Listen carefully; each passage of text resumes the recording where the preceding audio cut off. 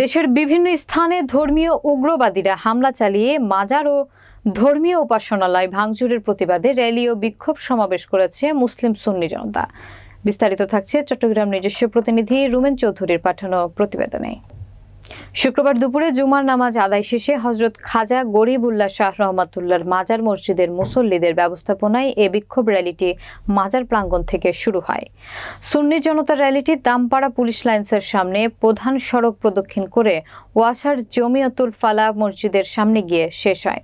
Rally পরবর্তী সংক্ষিপ্ত সমাবেশে বক্তব্য রাখেন ভারত থেকে আগত আল্লামা আশিক হুসাইন চিশতি, হযরত গরিবুল্লাহ শাহ মসজিদের খতিব আল্লামা হাফেজ আনিসুজ্জামান আল কাদেরি এবং আল আমিন হাশেমি দরবার শরীফের শাহজাদা ও রাজধানী টেলিভিশনের চট্টগ্রাম বিভাগীয় ব্যুরো প্রধান কাজী মোহাম্মদ আশিকুর রহমান হাশেমি। বক্তারা বলেন, দেশের বিভিন্ন জায়গায় যারা অলি ওয়ালাদের মাজার ভাঙচুর করছে, মুসলমানদের নামাজের জায়গা মসজিদে হামলা করছে, ওরা ইয়াজিদের বংশোদ্ভূত। এরা কাফের, এরা মানুষরূপী শয়তান। নিজেকে মুসলমান পরিচয় দিয়ে আউলিয়া কিরামের মাজারে হামলা করা কোনো মুসলমানের পরিচয় হতে পারে না বলেও জানানো হয়। এ সময় সমাবেশ থেকে বক্তারা প্রশাসনকে মাজার মসজিদে হামলা করে যারা সাম্প্রদায়িক সন্ত্রাস সৃষ্টি করতে চাইছে তাদের চিহ্নিত করে দ্রুত আইনের আওতায় আনার আহ্বান জানান।